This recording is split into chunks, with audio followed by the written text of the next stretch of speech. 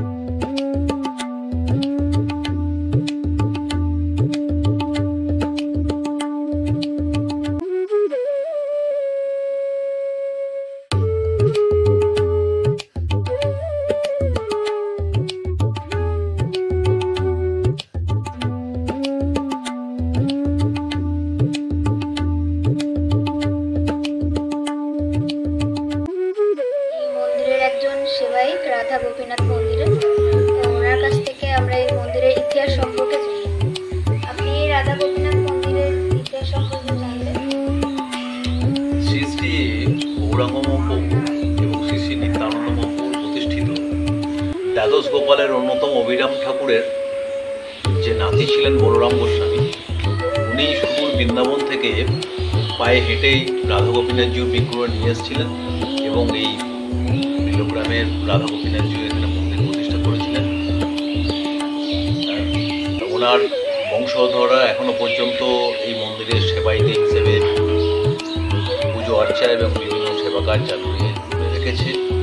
এই মন্দিরের বিভিন্ন অনুষ্ঠান হয়, সবচেয়ে বড় অনুষ্ঠান হয় জন্মাষ্টমী, রাধাষ্টমী, দোল পূর্ণিমা, রাস পূর্ণিমা এবং এই বলরামজিও চৈত্র মাসের মধুকৃষ্ণ ত্রয়োদশীর দিন উনি ওনার বংশধরদের বলে গিয়েছিলেন যে আমি এই চৈত্র মাসের মধুকৃষ্ণ ত্রয়োদশীর দিন আমি রাধা কৃষ্ণের নাম জপ করতে করতে আমি সমাধিস্থ হব, সেদিন তোমরা আমাকে এই রাধা গোপীনাথজির মন্দিরের পাশে সমাধিস্থ করে। তাই ওনার স্মৃতির উদ্দেশ্যে ওনার সেবায়িতরা এখনও পর্যন্ত চৈত্র মাসের এই মধুকৃষ্ণ ত্রয়োদশীর দিনে থেকে 6 রাত্রিব্যাপী লীলা কীর্তনের আয়োজন করেন।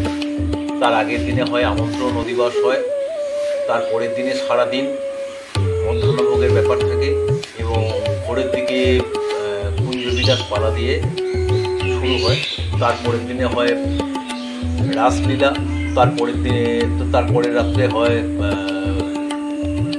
সূর্য পূজা, তারপরের দিনে পরের রাত্রে হয় ক্ষীরাধিকার, মানভঞ্জন, তারপরের রাত্রে হয় সুবল মিলন এবং তারপরের রাত্রে হয় নৌকাবিলাস। নৌকাবিলাস পালা শেষ হওয়ার পরই সেই রাত্রের মধ্যে কিন্তু নগর ভ্রমণ শুরু হয় এবং তারপরের দিন প্রভাতে দধিভাণ্ড সমাপন করে এই লীলা কীর্তন কিন্তু আমাদের শেষ হয়। এছাড়া বহু অনুষ্ঠান কিন্তু এই মন্দিরে এখানে দীর্ঘদিন ধরে চলে এসছে। আপামর জনসাধারণ এই অংশে কিন্তু অংশগ্রহণ করে। এই আমাদের বিল্লগ্রামের মধ্যে সবচেয়ে পুরনো বিগ্রহ হচ্ছে রাধা গোবিন্দজির বিগ্রহ। আনুমানিক প্রায় 500 বছর আগে এই মন্দির কিন্তু প্রতিষ্ঠিত হয়েছিল। এই মন্দিরের প্রতিষ্ঠা সম্বন্ধে আমরা জানতে পারি বলরামজিউর যে প্রণাম মন্ত্র আছে, সে প্রণাম মন্ত্র হচ্ছে শ্রী বলরামায় অবধূত নিত্যানন্দ সদাসখা মহাপুরুষ পুরুষোত্তম তাং নামামি শ্রী বলরামায়। মানে উনি অবধূত, উনি হরিনাম সংকীর্তনের জন্য বিভিন্ন জায়গায় ঘুরে বেড়াতেন এবং উনি সবসময় কিন্তু নিত্যানন্দ মহাপ্রভুর সহচর ছিলেন। এই থেকে আমরা জানতে পারি যে উনি কিন্তু গৌরাঙ্গ মহাপ্রভু এবং নিত্যানন্দ মহাপ্রভুর সমসাময়িক ছিলেন। উনি সুদূর বৃন্দাবন থেকে পায়ে হেঁটে যে রাধা গোপীনাথজির যে বিগ্রহ যে এনেছিলেন, পথিমধ্যে প্রচণ্ডভাবে ক্লান্ত হয়ে পড়েন এবং রাধারানী ওনাকে স্বপ্ন দেন যে তুই পরের দিনে সকালে উঠে দেখবি যে তোর ঝাঁকার মধ্যে গোপীনাথ থাকবে, আমি কিন্তু থাকবো না। তা সকালে উঠে উনি দেখলেন যে সত্যি ঝুড়ির মধ্যে গোপীনাথ আছেন, রাধারানী নেই। উনি তো প্রচণ্ড চিন্তাগ্রস্ত হয়ে পড়লেন।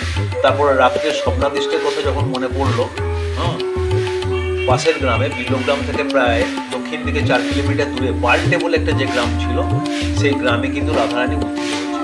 তারপর বলরামজিউ বিল্লগ্রামে গোপীনাথজিউকে নিয়ে এসে বাল্টে গ্রাম, বর্তমানে ওই গ্রামের নাম হচ্ছে ভোজপুর, ওই গ্রাম থেকে রাধারানীকে নিয়ে আসা হয়। তারপর রাধা গোপীনাথজিউকে প্রতিষ্ঠা করা হয়। এইভাবেই চলে আসছে এই দীর্ঘদিন ধরে। বহু বড় বড় কীর্তনিয়া, ভারতবর্ষের বুকে বহু বড় বড় কীর্তনিয়া কিন্তু এখানে নাম করে গেছেন।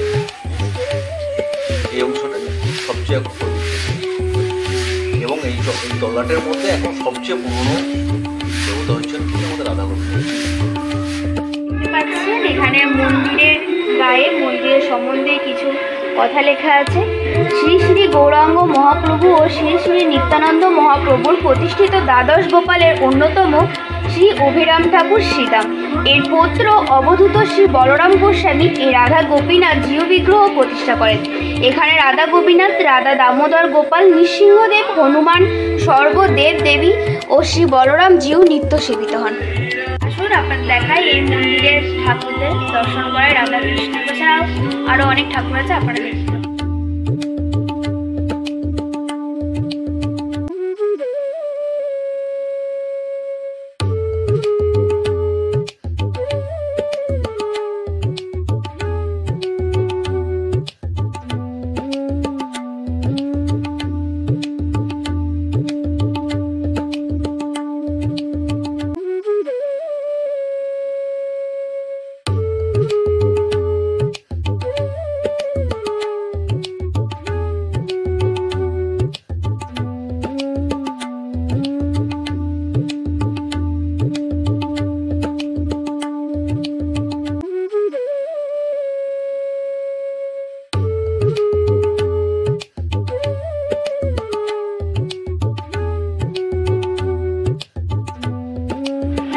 পাচ্ছেন মন্দিরের গায়ে ভেতরে কত সুন্দর সুন্দর ঠাকুর, রাধা কৃষ্ণের কত সুন্দর ছবি লাগানো আছে।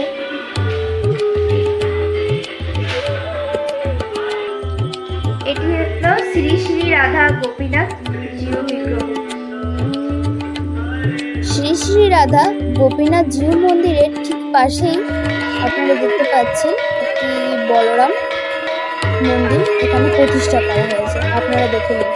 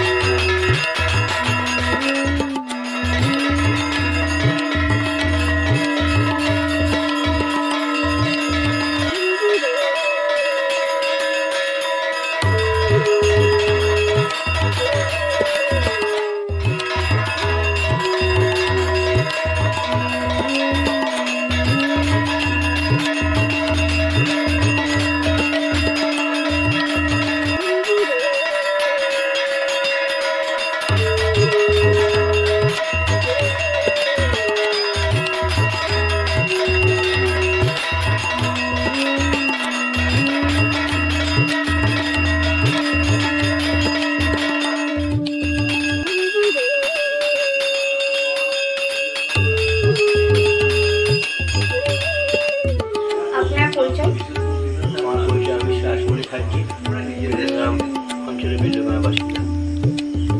আর এই মন্দিরে আপনি পুরোহিত। আমি এই মন্দিরে পুরোহিত। কত বছর ধরে পুজো করেন এই মন্দিরে? তার 14 বছর হবে। আমি পুজো করি, প্রধান পুরোহিত। আপনারা সবই শুনলেন এই শ্রী শ্রী রাধা গোপীনাথ জিউ মন্দির সম্পর্কে, এই মন্দিরের ইতিহাস সম্পর্কে, এই মন্দিরের প্রাচুর্য কতটা সবই জানলেন এবং দেখলেন। এই মন্দিরে বড়রা মূর্তি আছে এবং রাধারানী এবং শ্রীকৃষ্ণেরও মূর্তি আছে। তো নমস্কার, আমি অনন্যা ব্যানার্জি, সহকর্মী ফটো জার্নালিস্ট ঐন্দ্রিয়া ব্যানার্জি।